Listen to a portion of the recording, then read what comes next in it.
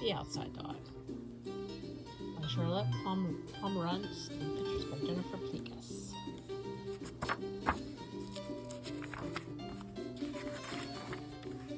Marisol wants a dog. Marisol lived with her grandfather in Puerto Rico. Their home was in a little village on the side of a hill. There was a big mango tree in the yard and the mountains all around. Below was a warm blue sea. Their neighbor up the hill was Donna Elvira. She owned a little colmado where they bought groceries. Their neighbors down the hill was a fisherman called Nando. Sometimes in the early morning, Marisol went fishing with him. There were many dogs on the hill. They were strays.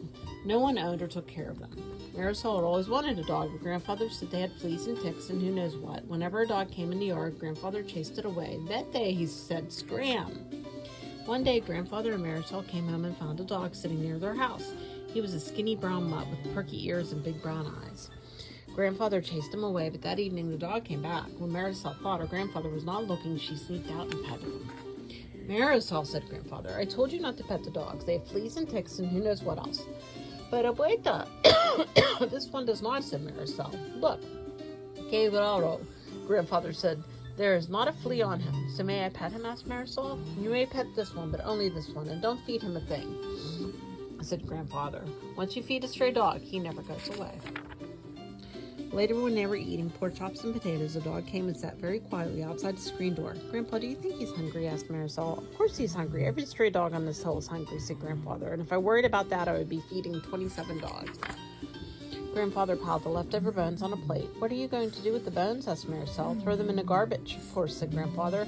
"Why don't you give them to the dog?" asked Marisol. Grandfather sighed. "All right, just this once, but not here, out on the road, away from the house. I don't want him to think that this is his home." They walked to the road. The dog followed. When Grandfather dumped a plate of bones, 3 other dogs came running. "Scram!" Grandfather shouted. "Let this one eat." That day, a collar for Poncho. Grandfather sipped dark coffee in the doorway. Marisol patted the dog. "He is sort of a nice-looking dog for a mutt, isn't he, Grandpa?" "He's okay," said Grandfather. "I don't think he's all mutt," said Marisol. "Maybe 90%. The rest of him looks like a fancy dog." "If he is part mutt, he's all mutt," said Grandfather. Marisol powdered his fur. "Uh-oh," she said. "Now I see a couple fleas. We better get him a flea collar." "Okay, Costa," said Grandfather. "Who ever heard of putting a flea collar on a stray dog?" "Oh, Grandpa, please let me buy one with my money Uncle Kuka gave me for my birthday." Grandfather shrugged. "I suppose you can buy what you wish with your own money," he said, "but I don't think this dog is going to like having a collar around his neck." At Donna Elvira's store, there were flea collars in 2 sizes, medium and large. "Is he a medium dog or a large dog?" asked Donna Elvira. "He's a sort of medium-large," said Marisol. "I think he's more medium than large," said Grandfather. Marisol nodded. "I think so, too," she said. When they got back to the house, they sat very still while Marisol put the flea collar on him. "That's odd," said Grandfather. "I didn't think he would like it." "He loves it," said Marisol proudly. At bedtime, Marisol said, "The dog is in the yard, abuela. Is it okay if he sleeps there?" "I don't see any way to stop him," said Grandfather. "There's a full moon, so he will not be in the dark," said Marisol. "And when it rains, he can keep dry under the mango tree." "Uh-huh," said Grandfather. "Grandpa, he's asleep," said Marisol. "I guess he feels at home," said Grandfather. Marisol's eyes brightened. "At home. I didn't say this was his home. I just said he feels at home. Now go to bed," said Grandfather. "Grandpa," Marisol called, "you forgot to kiss me goodnight." Marisol heard the floor creak as Grandfather got up and crossed the room in his bare feet. "Sleep well, Mari," he said. Marisol smiled. "This is what I said when I said goodnight to Poncho." "Poncho," said Grandfather. "Who's Poncho?" "My dog," said Marisol. "I named him Poncho." The search. At supper the next day they had stew. There was no leftovers. Marisol did not say anything, but Grandfather could see she was unhappy. "Give him a little chopped meat from the refrigerator." "Does chopped meat cost a lot?" asked Marisol. "It costs plenty," said Grandfather. "Maybe we should just get him some dry dog food," said Marisol. "I certainly cannot afford to feed him chopped meat," said Grandfather. When they returned home from Colmado later that evening, Grandfather carried the groceries. Marisol carried a bag of dog food, but Poncho was not there. He was not there when Marisol woke up the next day, nor the morning after.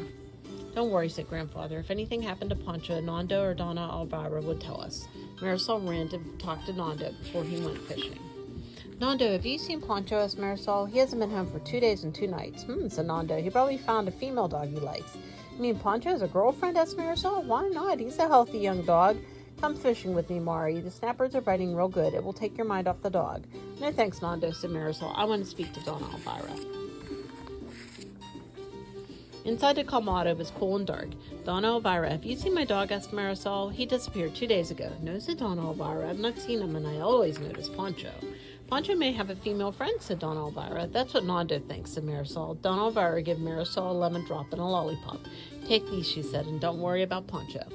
Marisol woke up in the middle of the night. She felt her way to the door and called out Poncho's name. Poncho was not in the yard. As she walked back to her room, she bumped into Grandfather. Marisol, what are you doing up in the middle of the night? I was looking for Poncho. What are you doing? Asked Marisol. I was looking for him too. Grandfather led her back to bed and tucked her in. I don't know why I love such a foolish little girl, he said. Marisol looked at him shyly. I don't know why I love such a foolish old grandpa. Poncho saves the day. Wake up, Marisol, he's back. Poncho's back, said Grandfather. Marisol jumped out of bed and ran outdoors. Poncho, she cried. She hugged him again and again. Grandfather brought him out a big bowl of dog food. Donna Elvira came running. Lovie, she shouted. I saw him. I saw Poncho. Just then Nando came up the hill with 2 red snappers. Poncho's home, Marisol called out. Where have you been, Poncho? Nando asked. He knelt down and put his ear up to the dog's nose. Nando nodded to the dog and then stood up. It's just as I thought, he said. Poncho has a girlfriend. What did I tell you? Said Donna Elvira. Look at him. Skinny, chewed up, and worn out. Marisol kneeled down and put her ear to the dog's nose the way Nando had. Are you sure of that, Nando? I can't hear anything. Nobody can except Nando, said Grandfather. That's true, said Donna Elvira. Nando is the only one on the hill who understands dog talk. That evening, when Marisol and Grandfather sat down to dinner, they heard Poncho barking. Grandfather got up to see what was the matter. There was a pot of rice burning on the stove. Poncho was barking because of the smoke. Thank you, Poncho, Grandfather said, and turned off the stove. What happened? Asked Marisol. Why did you say thanks, Poncho? Because, said Grandfather, he smelled something burning and warned us. Oh, Grandpa, said Marisol. Aren't we lucky to have Poncho? What if he had not been here? We could have had a fire, said Grandfather.